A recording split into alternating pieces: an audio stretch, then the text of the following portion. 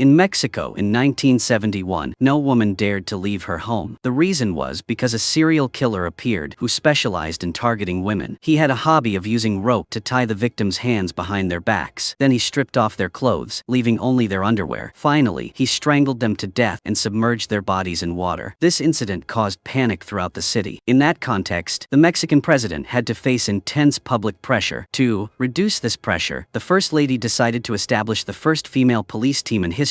Maria, a full-time housewife, became a member of the team. There was also Valentina, Maria's younger sister, the girl with glasses, Angeles, and the girl with curly hair, Gabina. The four of them were determined to solve the strip murder case. Gabina came from a family with a tradition of being a police officer. Her brother's name was Gerardo. He was the captain of the criminal police team. He quickly arrested a suspect and closed the case. However, after only a few days, a new victim appeared. With the help of the president's secretary, Gerardo held a press conference.